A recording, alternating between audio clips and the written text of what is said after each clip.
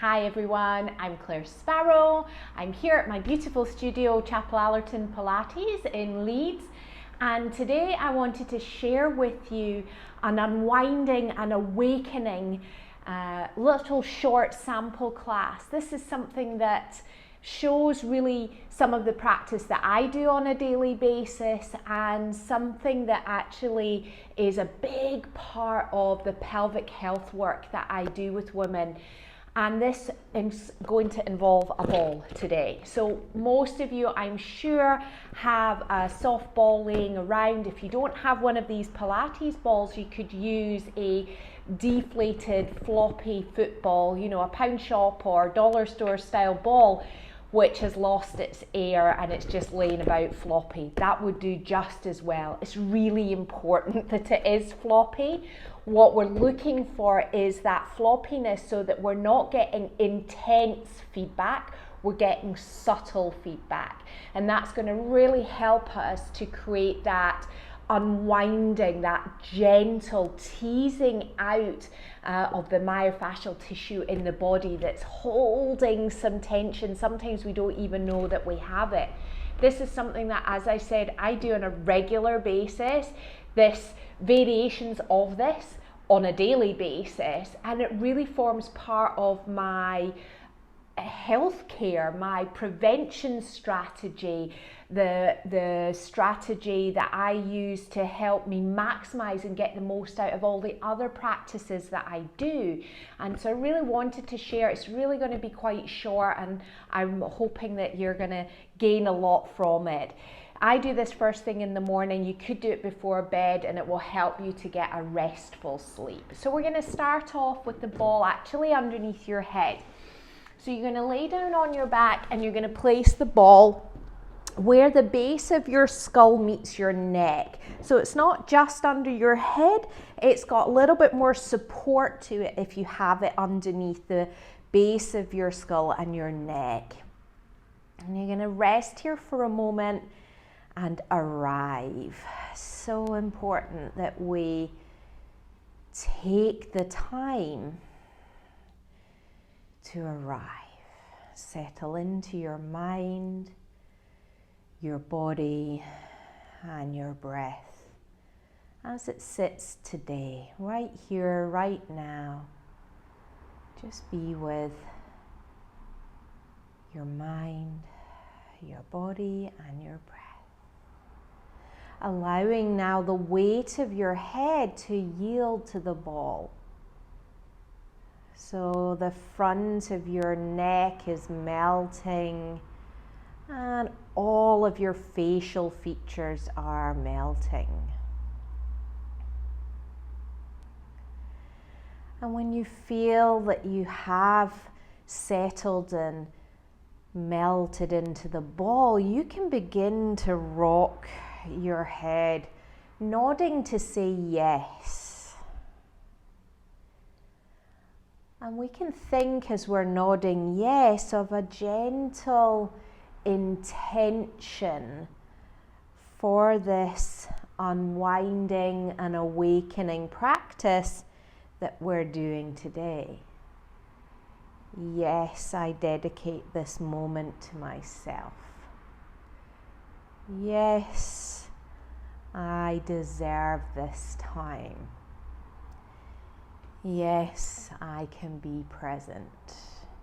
Whatever you're saying yes to and inviting in to your practice today. And then we're going to say no. So taking your head from side to side, it's staying on its axis. It's not flopping off the ball to the side. It's turning on itself. So you might hear the noises that the ball makes as you turn your head from side to side. And as we go side to side, are you still yielding to the ball, or have you started to bring your chin up to the ceiling? Can you let your jaw just hang off your ears and all of the facial features keep melting? And as we do these last couple, can you also use this as an opportunity to say no? So what are you going to leave behind and not bring into this practice today.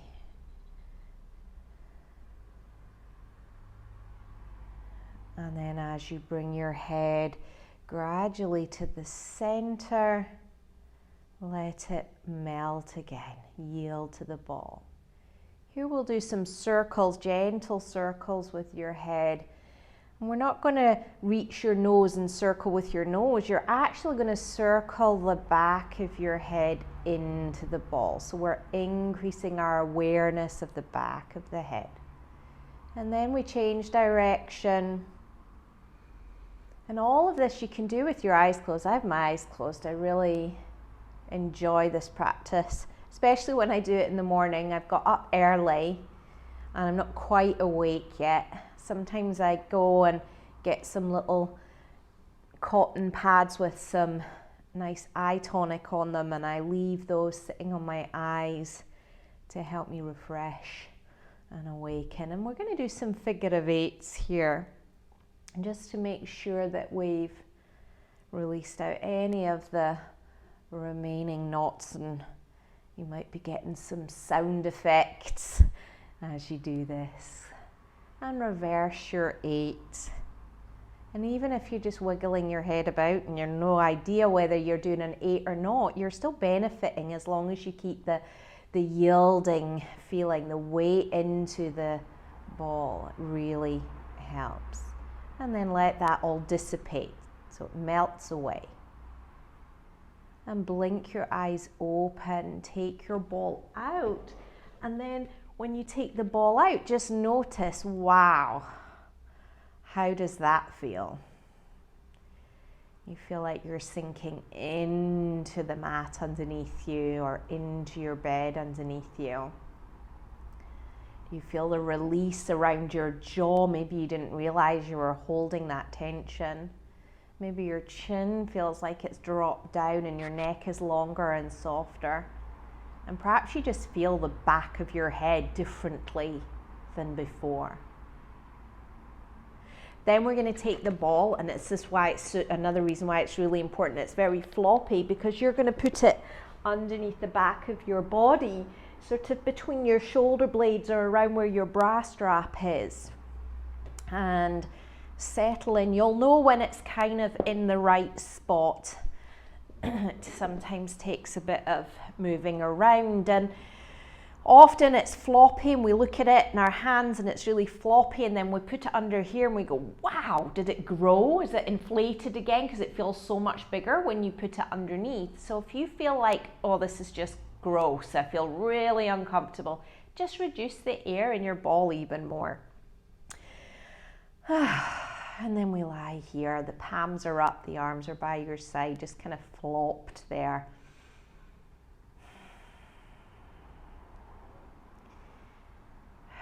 And again, you can have your eyes closed if it feels good. Then we begin to gently wave the sternum. So this sort of area between your collarbones and the base of the ribs. You're going to move gently in a wave. It's so small that if I was there watching you, I may not even see it happening. I'm doing mine a little bit bigger for the camera so that you have an idea of where at least you're moving from. And really, it's very subtle, very small. The shoulders are not involved. There's no jigging. It's not a shimmy. It feels sometimes a little bit more like a helix movement, that you're doing that kind of side-on figure of 8.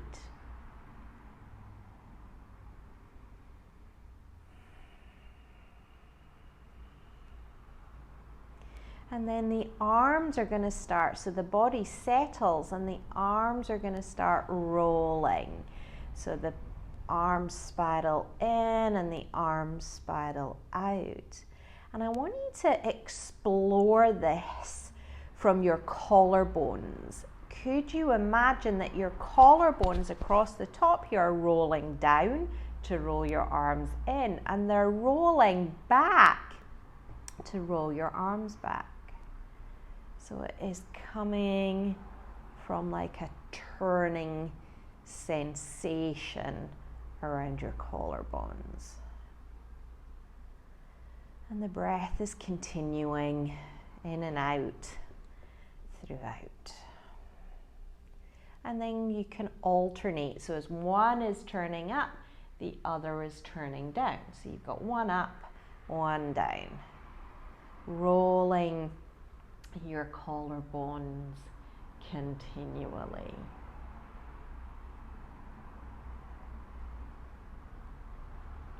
And then let that all come to settle. Have your palms facing upwards again.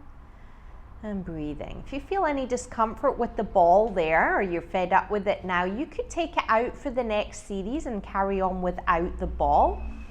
Otherwise, we're going to straighten out both legs, or you can do one leg at a time. If you straighten out your legs and you feel any discomfort in your lower back or in your pelvis, just have one bent and go one at a time. We're going to start to rock your legs in and out, similar to what we did with the arms, but here we're spiraling the thigh bones in and out, rocking on your heels. And it's really lazy. Think about doing this with the absolute least effort possible, like a stroppy, lazy teenager. Okay, so really lazy.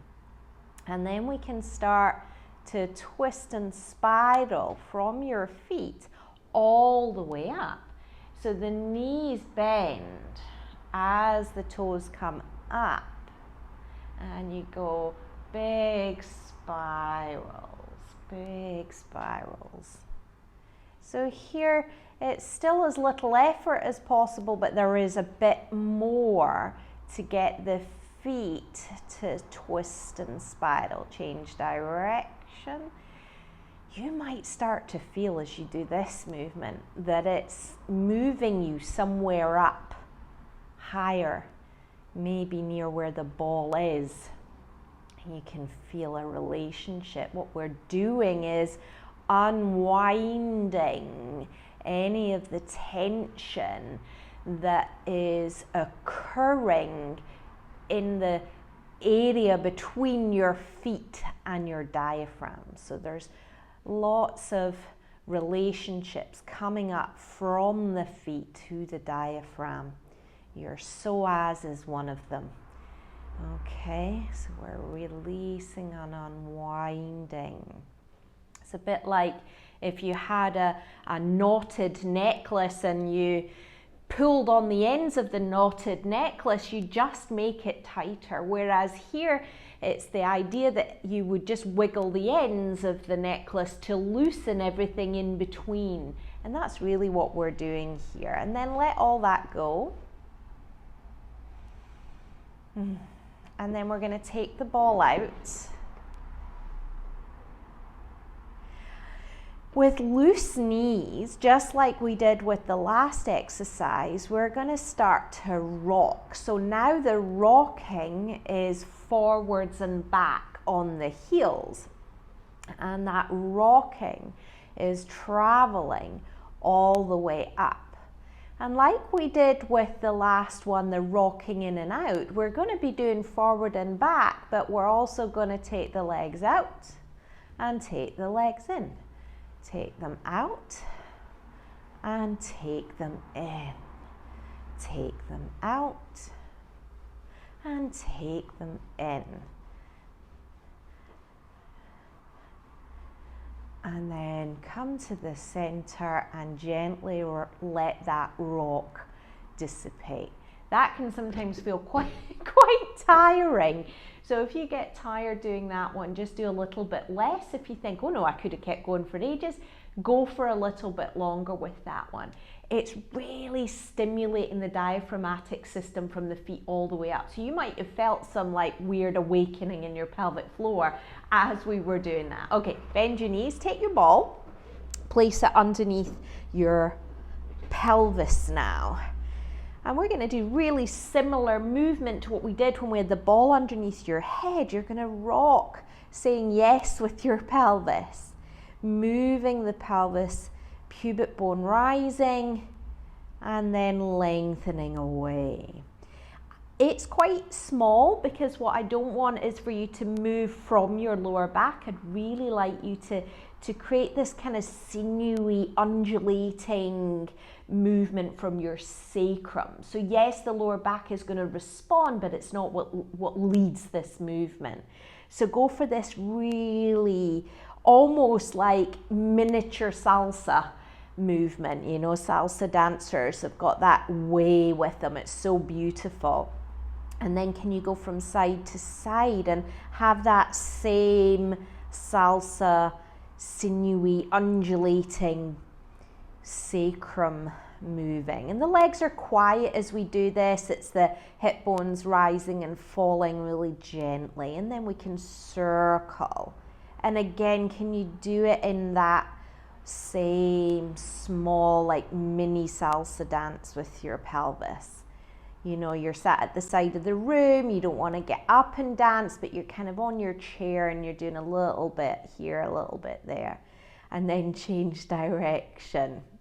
I mean, obviously that wouldn't be me. I'd be up on the dance floor in a second, but anyway, maybe we can use that as an image. Last couple of circles, and then we're going to figure of 8, but we're going to do it on the side. We're going to do more of that helix.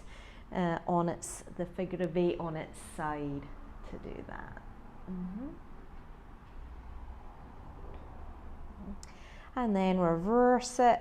And again, like the head, don't worry if you're like, oh, I'm not doing any kind of 8, but I'm wiggling around. Wiggle around, it's all good. As long as you're moving and yielding to the ball, it's all good.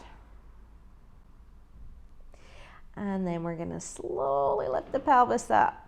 Bring the pelvis down, and we're actually going to do the rocking again. So remember, the knees need to stay loose and you're rocking on your heels forwards and back.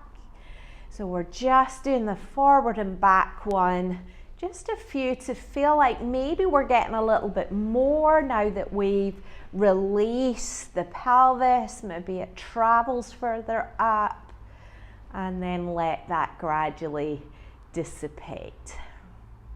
So remember, I did say it's an unwinding and awakening, so we do have some of those more rigorous things to do. Okay, so we're going to lie on our side with the ball underneath your ribs, and you're going to support your head with the underneath arm.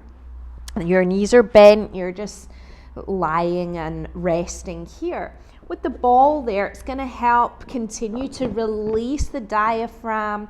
It's going to help us to open up the ribs on the top side so that we can breathe more fully and freely. A nice big inhale. So this is the first time really emphasizing the breath and how we can use it to support our goal here of increasing the movement of the ribs, releasing the diaphragm, encouraging more movement in the spine. It's all so important. And then we're going to bring the arm up. It's going to stay there, and you're just going to rock forwards and back. Your head is rocking and rolling, and you're releasing just like we did when we had the head or the pelvis on the ball. We were yielding to the ball. So can you melt and yield into the ball? Melting and yielding. Last two. And then back to the center. Now we're going to take the ball out. Have that moment where you notice how it feels. Wow, didn't always feeling so tight in there today. Well, put the ball underneath your hip now. So it's a bit wobbly to get into position. You're going to aim, with your knees bent, to have the ball underneath the kind of center of the side of your hip. There's a kind of dimply in it, sort of concave bit that you're looking for. And once you find that, you kind of just know you're there. It's more stable somehow. And then you're going to straighten that top leg. So it ends up making your pelvis kind of hitched. So you're not stacked, that's the goal. We're letting that leg pull that half of your pelvis away, and the bottom side stays where it is on the ball. All easier said than done when you're on a wobbly surface. And then we take that top arm up. If when you take the leg out, it really felt like a big pull through the front or the side or the back of that half of your pelvis, and it feels too much, just bend the knee. It's still going to have similar effect. It's probably going to be more what you need out of it. And then if it kind of feels okay, then you can take the arm over as well. If when you take the arm over you think, oh, that's all just a bit much, just bring the arm down again. And even with the arm down, you can do the rocking that we did before. So you can do all of these movements that we did before. And you can do that still with the arm down. 2 more. Nice. And then carefully bring the arm down, bend your knee, and then we're going to do the same on the other side. So you take your ball underneath your ribs first of all, and support your head. Your knees are bent and stacked, roughly speaking. And we're breathing to start with. So we get that opening into the ribs, the release underneath, and you're yielding to the ball. And then we breathe in and bring the arm up. And then breathe out and bring it down. Breathe in and bring it up. And breathe out and bring it down.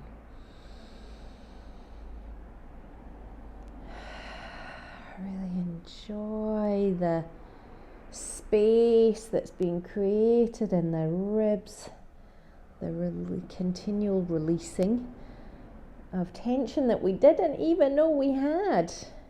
It comes from just the way we sit at our desks and drive our cars. It also comes through the stress of our daily lives and what we have to contend with. We hold that in our bodies and it builds up over time. We don't even notice. And so when we do movements like this, let's rock forward and back, all of these this release and unwinding and awakening is going to help you to just get so much more out of your practice, because you've set yourself up. It's like, I sometimes use the image of a tent. If you built all the tent poles up and you put a few too many on one end and not enough on the other, and then you put this preformed tent over top, it just wouldn't fit. It'd be all baggy in one bit and all tight and awkward in another bit. And that's really what's happening in our bodies. And if we can release and unwind, let things slot back into place, then we can go and strengthen and increase our range of movement and, you know, get better at our sports and everything else we want to do in life. Let's move the ball underneath your hip now. And remember, we're finding that kind of dimply spot, and then we sit balanced on there. It always takes me a minute. I think I'm there and then I'm like, no, don't feel the stretch yet or the release. And then when you're ready, you can straighten that leg and see how that feels. And you might go, oh my goodness, I feel things on this side I didn't feel on the other. Or you might think, oh, this is a relief. It's not so much on this side as it was on the other. And generally we have that imbalance in our pelvis that we, again, don't necessarily know about until we do something like this and we go, wow, I really feel the difference one side to the other. And that's normal, and also something that we can improve on, because we want to be optimal. Find the optimal alignment for you, movement for you, balance for you. And then we can do that forward and back. And all of this you can do with the arm down, the knee bent. Do what feels good for you. Take your head with you. And remember, this top leg is hitched downwards, so the underneath leg's hitched up. There you go.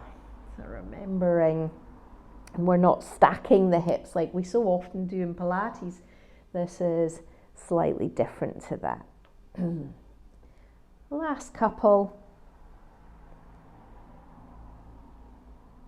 And then bring it all in. Well done. Lie on your front now with the ball underneath your pelvis. And legs lengthened out, head resting on your hands.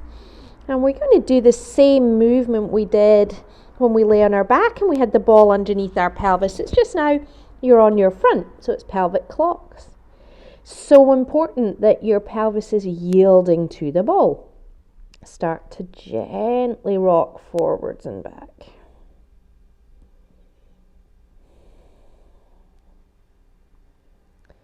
And then you're going to go from side to side. So one side of the pelvis sinks down and one rises up. You can think about that kind of salsa dance feeling again here. Or imagine that you're moving the air from your ball from one side to the other. One side to the other.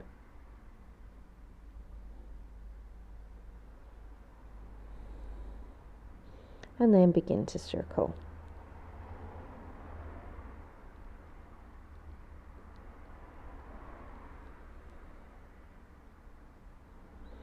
And then circle the other way.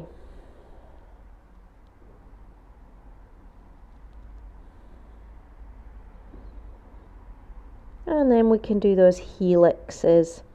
And feel like when you do the helix, how much that relates through the rest of your body. So can you feel how your legs respond and your shoulders and ribs respond? It's really very much like the motion that happens, and reverse it, when we're walking.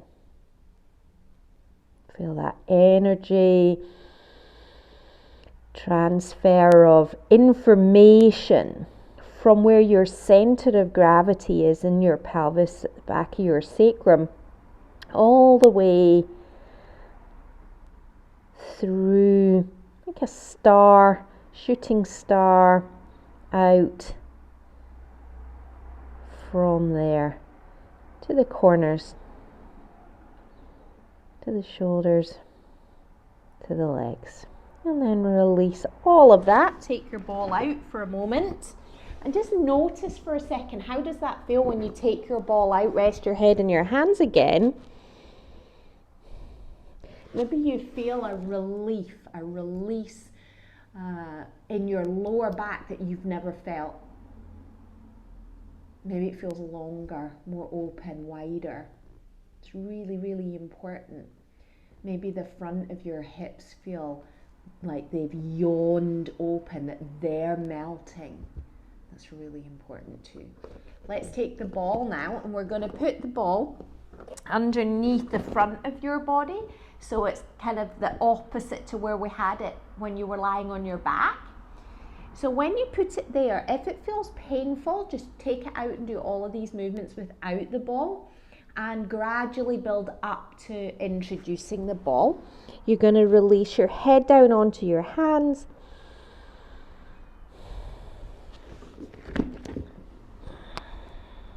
There we go. And there's a kind of optimal moment or an optimal position for it for each of us individually each time we come to it. So I was on autopilot and I put mine underneath, and actually it was a bit low and it felt uncomfortable for me today. It's part of it is because I've got to talk while I've got it there. So I've moved it a little bit higher and it's way more comfortable. I can feel the ribs spread and I can relax. Remember, we said at the beginning, and continually through the session, you must be able to yield to the ball, otherwise it's not going to work. So we're just going to be there and we're going to breathe while we're there. And the breath is encouraged into the back of the body because the ball is there.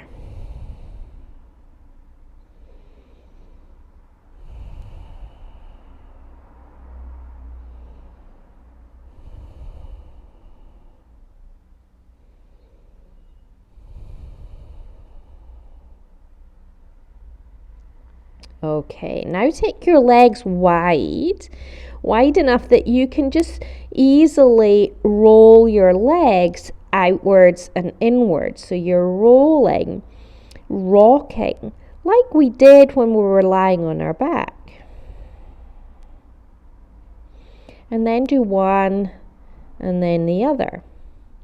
And again, like we said when we were lying on our back, you may notice that there is a little transfer of energy, force, whatever you feel from your foot all the way up the body where the ball is and beyond. And then just go a little bit quicker.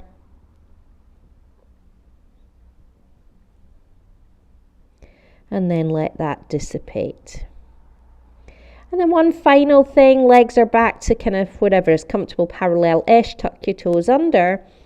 And you're going to do that rocking in the same way as we did when we were on our back. Now you might find here, it's time to get rid of the ball. Please do what feels good for you.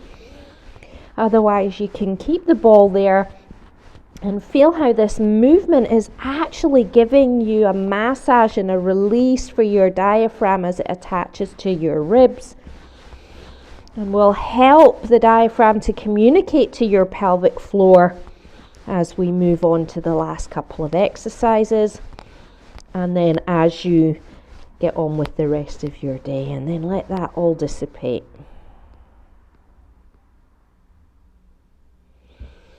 Take the ball out, rest on your front for a moment, just let that be.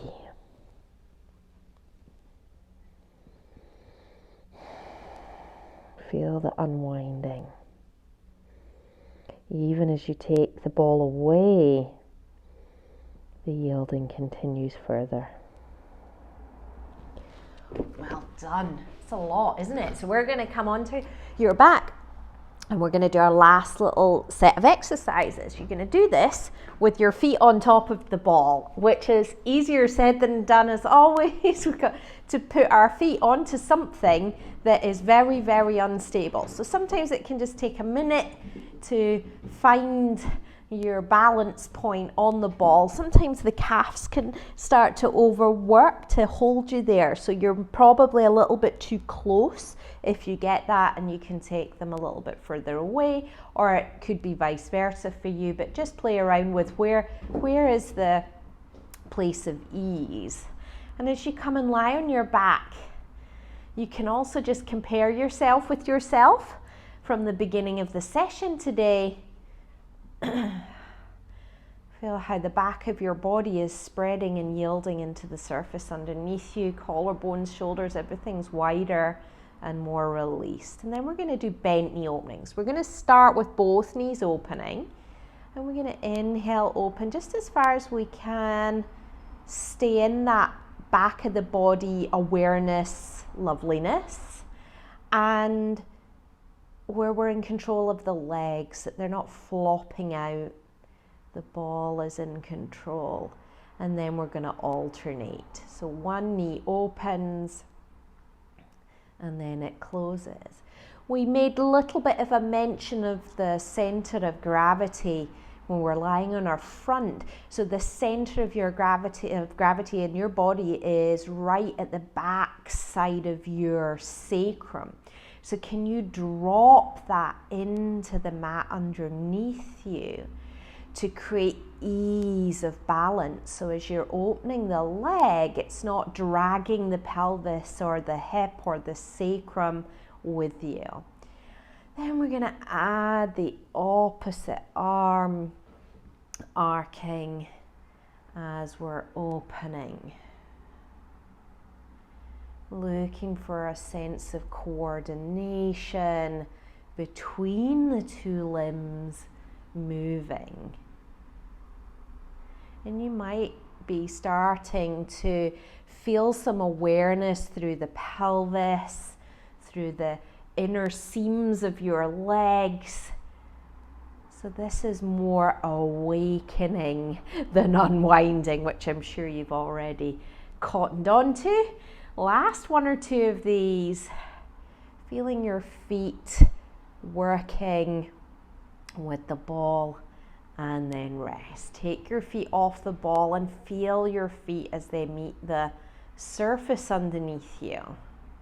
So you've grounded into your feet. So you can be ready now for a great night's sleep or an energized day ahead of you. This is as I said, a daily practice of mine that I really hope that you enjoy and get the same sort of benefits that I get from doing this practice, and it is for you. So enjoy it, and thank you for joining me. Bye everyone.